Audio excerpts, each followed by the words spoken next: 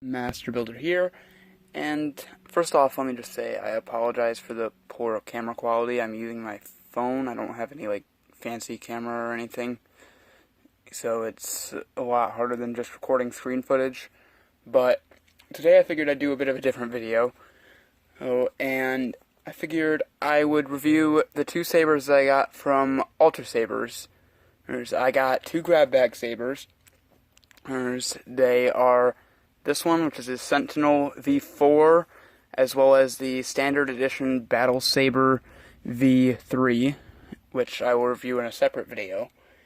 And they were both $70, give or take a bit. If you want to add anything to it, or maybe take away a blade. I did get a blade, it's right here. And all in all, I'm very happy with them.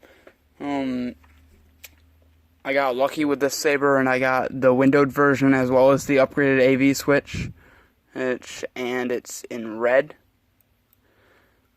It's not the LE version, but it's still a really nice saber for how much I paid, because after looking it up and calculating it on the website, this saber alone would have been $105, but I basically paid $70 for it.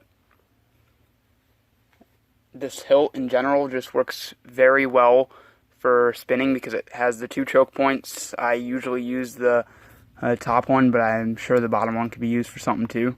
I just like to spin up by here because that's closer to the center of gravity. But maybe if you have a shorter blade or something, the center of gravity would be further down. I'm not sure. I'm using the standard blade. But it works very well because it prevents your hand from sliding up and down while you're spinning. And it makes a good spinning saber from what I've seen.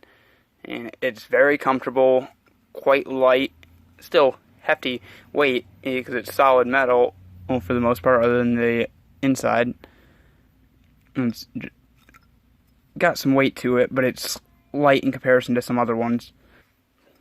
Just like any other saber, you got the pommel down here, which you can take off. Give me a second. You can take the pommel out, and you just can access the batteries like that. Mine has two AA's. I've seen most people's reviews showing that this one usually comes with AA's, so I'm not sure why mine came with AA's, but it doesn't really matter to me. It still works just the same. If anything, this AA case seems to hold the batteries in better, because I had to tape my even with the strap, I had to tape my other one, which was AAA one, in with the batteries because they kept popping out a little when the light would turn off. Wasn't hard to fix, but it still nonetheless annoying. Pommel. This hilt seems to have been holding up pretty well to dueling from my experience. I got it yesterday and I dueled with it for a few hours, and it seems to be working pretty well. I wouldn't expect the hilt to have much problems with dueling. Also, you might notice this blackish gray stuff over my hand. I don't think it's on that one, but maybe my other hand. Can't really see it as good on camera. There. It's rubbing off of the hilt, and I'm assuming that's just dust from when it was being manufactured, and it'll probably stop after a while once there's enough of it off there. It's not a big deal. It washes off easily, but just figured I'd mention it.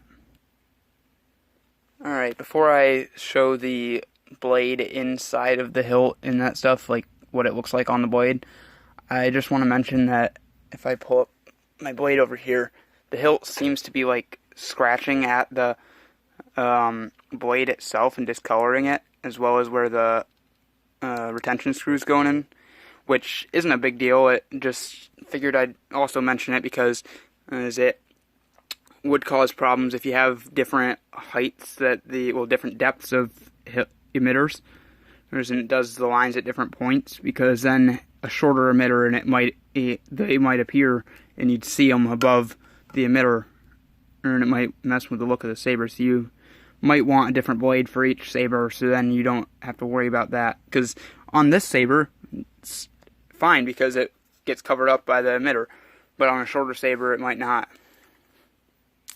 And like I said, not a big deal, just something to consider if you're getting your own.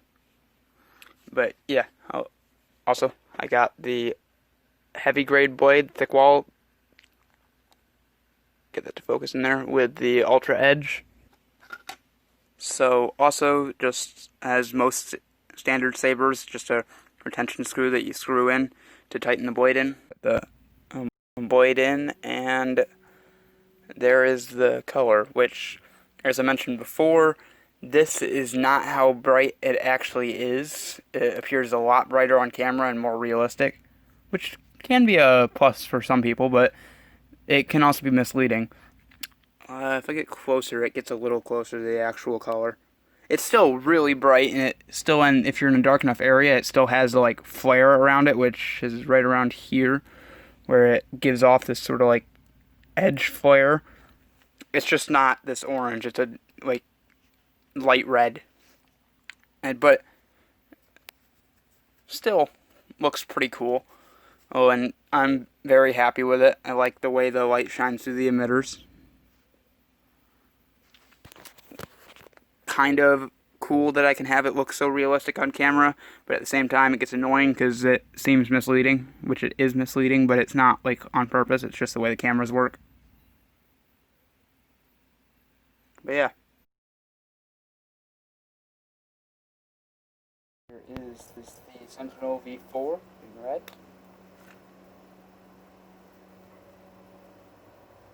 So all in all, I am very happy with the saber. It very much so surprised me with how high quality it is and how bright it is.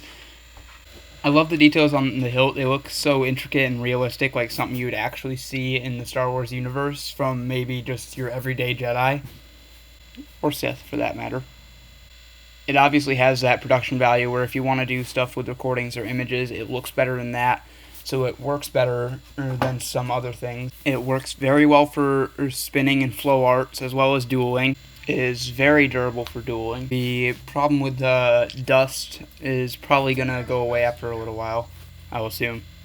All in all, just a very great saber. I hope this review helped you in some way, and this has been Master Builder, signing out.